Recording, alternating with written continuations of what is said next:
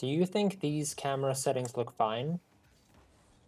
If you said yes, you will never reach a high rank in Rocket League. Settings are as important as the components of your car, with some choices coming down to preference, while others can hold you back several ranks. Here, I'll walk you through every setting you need to pay attention to that can affect your gameplay, and which ones you can skip over. First, we have gameplay settings. The only one that matters here is input buffer. It controls how the game handles your input to the server, which essentially determines how many frames of input are stored before being processed by the game. CSTS reduces latency, especially when you have an unstable connection. So what camera settings are the pros using, and which ones does coach recommend? Let's go through the different camera settings we have and the recommended ranges before showing you the two best presets in the game. As for camera height, it's somewhere between 90 and 110. I use 90. FOV, you want to be using 110 pretty much always. It determines how much of the game screen you can see. It essentially zooms out your field of vision. Distance, we want to be using between 250 and 290. I use 260.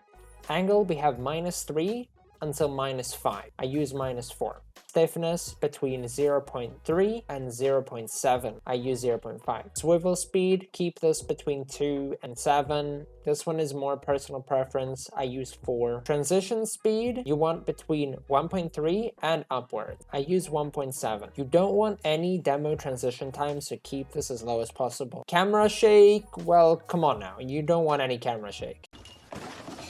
What camera settings are the pros using? Zen, for example, But hero ran the right way. Here's Zen up high. Takes it up. Zen across. Oh! has FOV 110, height 100, angle -3, distance 270, stiffness 0.35. The other is not as important. Then we have Drawley. He's not going to get there, so he did need Drawley. Well communicated there from BDS. Ceiling reset. Drawley looks for the basketball. Drawley has FOV 110, height 90, angle -5, distance 270, stiffness 0.35. The others is not as relevant. Now let's go on to controller settings. These are really important because a lot of people overlook this or misunderstand it. Steering sensitivity, you want between 1.3 and 1.7. It is the most common range between the pros. I've used 1.9 for years, but recently switched to 1.6. Steering sensitivity determines how much you need to push the joystick to the side for it to reach a maximum turning angle, so that you're turning the most right or the most left that you could. With 1.0 sensitivity, you need to push the joystick the entire way to the side, but with 2.0, you only need to push the joystick 50% to the side for your wheels to turn all the way in that direction. So the biggest change in effect that you're gonna get is between the ranges of 1.0 and 2.0. So a lot of people, including the YouTubers that have probably taught you settings before, think that aerial sensitivity is only for normal aerial turning, or that it affects how fast your maximum turning speed is in the air. But that is not true at all. It actually works very similarly to the steering sensitivity. If you have 1.0 or 2.0, it means the maximum turning speed is still the same, but like with the steering sensitivity, you will get the maximum angle, meaning your wheels are turned the most that they can, even though you're in the air, by only pushing down 50% of the joystick. But the full rotation will take the same amount of time, as long as you've pushed it all the way to the side. Confusing? Probably. So any input that you make while your car is suspended in the air, even the slightest bit, will no longer be steering sensitivity. It will be aerial sensitivity, except that you don't need to press drive for your car to start turning. So you want to keep this the same that you have with steering sensitivity. So controller dead zone, you want between 0.05 and 0.10. I use 0.10. Controller dead zone is how far you need to push the joystick for it to start registering the movement. So if you have low controller dead zone, you can practically blow in the joystick for it to start turning. But with a higher dead zone, you can let your finger rest on the joystick and even push it slightly, but it won't start making an input. Dodge dead zone, you want between 0.6 and 0.8. I use 0.65. Same thing here, but it is only for counting how far your joystick needs to be pushed in for the controller to register that you're going to flip rather than double jump. You don't want any vibration. Ball camera mode should be toggle. So the players that I've coached that are KBM, for example at Trebla. Trebla, if he can just keep on saving this. Oh, he saves it off the post. He finds his first win. He doesn't need the timeout. never told me about messing with these other KBM settings, so you should be able to just leave them as default if you are a KBM. Pro controller settings. These are the two best controller settings presets. Zen uses controller dead zone sensitivity 0.07, dodge dead zone 0.80, aerial sensitivity 1.50, and steering sensitivity 1.50. So Drali uses very similar settings, uses controller dead zone sensitivity 0.07, dodge dead zone 0.77, and aerial sensitivity as well as steering sensitivity on 1.77.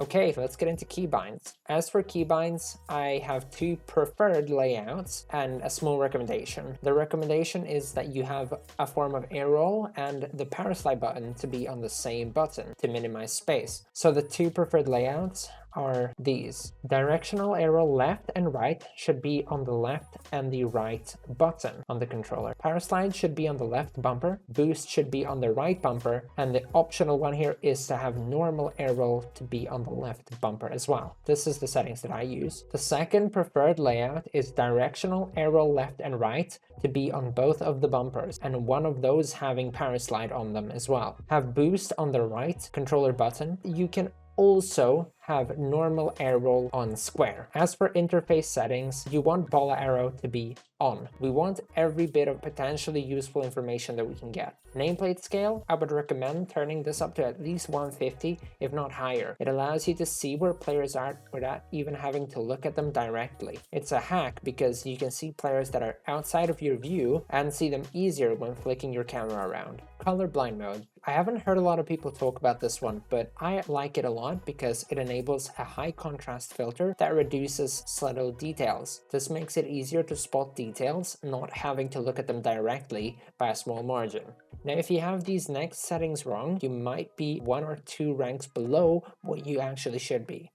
Video settings. You always want full screen on. You want to turn off VSync because it can mess up with your controller input delay. You want to match the frames per second to the refresh rate of your screen, period. This is very, very useful because if you try to have a higher FPS than what your screen refresh rate can handle, it will not be as smooth. The rest of the settings here go off or stay on the lowest performance. You want to maximize your video performance so that you're getting the most FPS and the cleanest looking game that you can. Except for, of course, render detail, because this one should be on high quality. It allows us to see more detail in distance. But a little thing here is if you can't match a good FPS like 60, 144, 240 with this on, turn it down a little bit to quality. Now this is a bit controversial because not a lot of people like this, but if I'm on a lower performing setup, I like to keep this on quality so that I can at least have a good and smooth gameplay. As for audio, keep it on. It's important to be able to hear how far away someone is, if they're jumping or boosting, if someone gets demoed. It's important information. I recommend turning on block non-tactical quick chat. Having quick chats on is fine, but we don't want to be bothered by spams of unnecessary comments. For match chat though, turn this off completely. I'm not gonna sit here and lie saying that I'm the friendliest teammate to have on your team, especially when my teammates start flaming me. I have a tendency to write back, but I'm telling you, you will win more games by not having chat on. So, which controllers do most of the pros use, including the 2 highest level players currently?